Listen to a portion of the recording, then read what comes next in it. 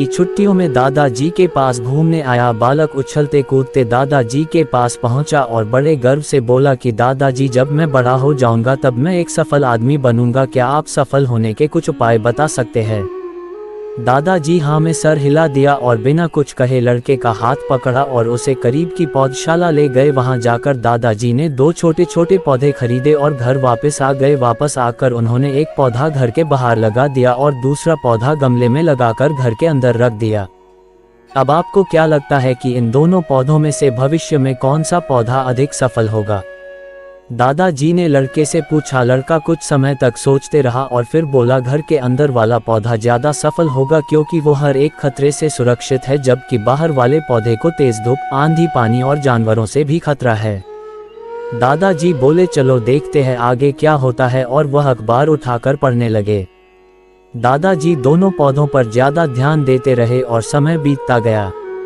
3-4 साल बाद जब एक बार फिर वह लड़का अपने माता पिता के साथ गांव घूमने आया, तब अपने दादाजी को देखा तो देखते ही बोला, दादाजी, पिछली बार मैंने आपसे सफल होने के कुछ उपाय मांगे थे पर आपने तो कुछ भी नहीं बताया था, पर इस बार आपको कुछ बताना ही होगा। दादाजी मुस्कुराए और लड़के को उस जगह ले गए जहां उन्होंने गमले में पौधा लगाया था। अब वह पौधा एक पेड़ में बदल चुका था। लड़का बोला, देखा दादाजी, मैंने कहा था ना कि ये वाला पौधा ज़्यादा सफल होगा। दादाजी ने बोला कि अरे पहले बाहर वाले पौधे का हाल तो देख लो, और ये कहते हुए दादाजी लड़के को बाहर ले गए। बाहर एक विशाल पेड़ गर्व से खड़ा था, उसकी शाखाएं दूर तक फैली हुई थी और उसके छांव में खड़े राहगीर आराम से बातें कर रहे थे। अब दादाजी ने पूछा, बताओ कौन सा पौधा ज़्यादा सफल हुआ? लड़का कुछ शर्माते हुए बोला, बाहर वाला। लेकिन ये कैसे संभव है? बाहर तो उसे ना जाने कितने खतरों का सामना करना पड़ा होगा। दादाजी मुस्कुराए और बोले, हाँ, बाहर वाले पौधे को बहुत सी चीज़ों से सामना करना पड़ा, लेकिन समस्या का सामना करने से अपने फायदे भी तो है। बाहर वाले पौधे के पास आज़ादी थी कि वह अपनी जड़ें जितनी चाहे उतनी फैला ले, अपनी शाखाओं से आसमान को छू ले, और तुम जिस आधी तूफान से इस पेड़ के लिए मुसीबत समझते थे, उसी आधी तूफान ने ही इस पेड़ की जड़ों को इतना मजबूत बना दिया है कि आज एक छोटा सा आधी तूफान इस पेड़ का कुछ भी नहीं बिगाड़ सकता।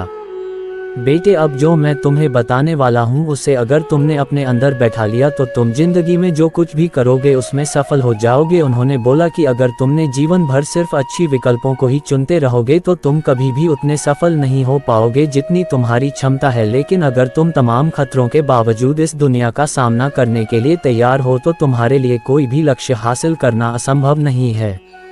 लड़के ने लंबी सांस ली और उस पेड़ की तरफ देखने लगा। वह दादाजी की बातों को समझ चुका था। आज उसे सफलता का एक बहुत बड़ा सबक मिल चुका था कि जीवन में हम जिन रुकावटों को हम जितना बड़ा शत्रु समझते हैं वही हमें मजबूत और जीवन में बहुत ज़्यादा सफल बनाती है।